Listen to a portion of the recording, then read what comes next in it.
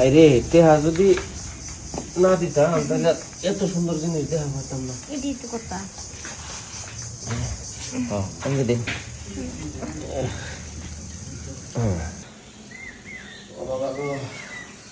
ঘরে শরীর পুড়ে যেতেছে গো।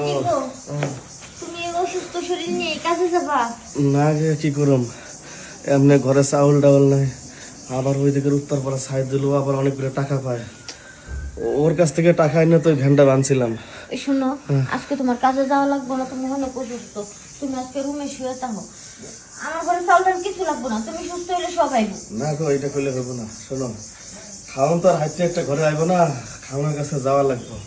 তো আমি বেশি দূর যাবো না, এই রাজেন্দ্রপুর থেকে ভবানীপুর, ভবানীপুর থেকে জয়দেবপুর, এই জায়গাটুকুর ভিতরে আমি ভ্যান চালাম। হ্যাঁ, আর এর মধ্যে যদি ওই সাইদুল আসে ওরে বুঝে টুঝে করে ভাই আর 2-1 দিন সময় দেন। হ্যাঁ, আচ্ছা, তুমি সাবধানে গাড়ি চালাও। আচ্ছা, তোমরা সাবধান থাকো। বাবা গো, হাই রে, জামাইটা আমার কি অসুখ, তারপরও করে খাউন কুরক নাই, ওই চিন্তা করে গেল ভ্যানটা চালাইতে। কি জানি কি ওই রাস্তাঘাটে আমার চোখ কান ওই দিকেই থাকে, সবসময় ওর দিকেই পড়ে থাকে মনটা। অসুস্থ শরীর নিয়ে কাজে গেছে। ভাবি, হ্যাঁ ভাবি, কি ব্যাপার? কি ব্যাপার? এই যে পারভেজ কই? ও তো অসুস্থ শরীর নিয়ে কাজে গেছে। মানে বিষয়টা হয়েছে কি জানেন, আপনারা টাকা পয়সা দিলে ওই খালি অসুস্থ হয়ে যান। দেখেন ভাই, আপনি একটু মাথাটা ঠান্ডা করেন, আপনি অনেক দূরে থাকেন, একটু বসেন।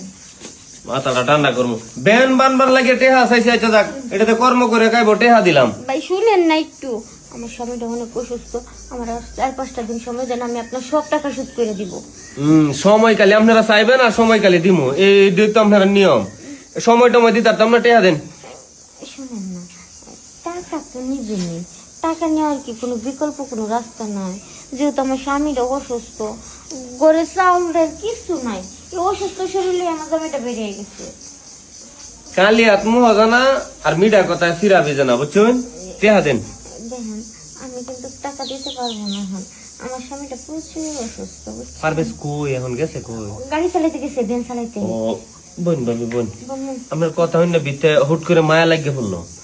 বিষয়টা হচ্ছে কি, মনে করেন টেহাটার আরো কয়দিন ডেট নিবার পারেন, সমস্যা নাই, কিন্তু ওই যে টেহার যে লাভটা যদি দিয়া দেন তাইলেই তো হয়। দেখেন, টাকাও দিতে পারবো না, লাভটাও দিতে পারবো না, গোটা নিচে যদি অন্যভাবে নিয়ে যেতে পারেন নিয়ে যান। ও বুঝছি, তার মানে আপনি চাইতেছেন গায়ে গতরে সুদ দেওয়ার জন্য। হ্যাঁ শুনেন, গায়ে গতরে তো সুদ নিবেন, আরো দরকার হয় কিছু টাকা দিয়েও গেলেন। ও যদি মন মতো তৃপ্তি দিবার পারেন তাইলে নয়, গায়ে গতরে সুদ দিলেন, সমস্যা কি? সমস্যা নেই, আবার পারবে ছায়া করবো না তো।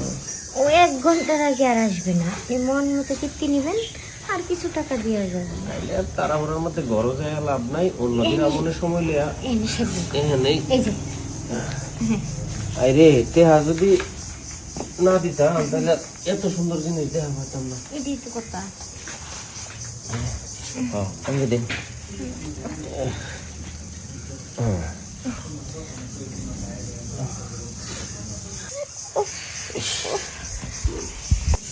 ও ভাবি, পারভেজ মনে অনেকদিন ধরে করে না, না একদম টাইট লাগলো। করবো কেমনি, ও তো অসুস্থ, যে কারণে ও করতে পারতেছে না। তাহলে সমস্যা নাই, নাহলে তো ঠিকই করতো। যখন পারভেজ থাকবো না হ্যাঁ, তখন আমার ডাইকেন, আমি এসে এই ফাঁকা জায়গাটা পূরণ করে দেওয়া যাবো না, কেমন? পূরণ তো করবেন ঠিক আছে, কিন্তু কই যে ও যে আপনার কাছ থেকে টাকা আনছে, এটা বার তো কিছু দিবে পারবো আর না। ফের বাজার করে টেহা লাগলে কোয়েন দিব।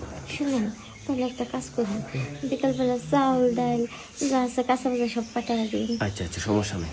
আর পারভেজ যাতে না বুঝতে পারে, ঠিক আছে? এই গাড়ি যাক, আমি স্টার্ট দিছি। ঠিক আছে, ও বুঝবো না। তাহলে জায়গা ভালো থাকেন। এক কাজে 2 কাজ হয়ে গেল, আমার জামাই অসুখ, আমার জামাই ঋণটা ওষুধ করলাম আমার গায়ে গতরে।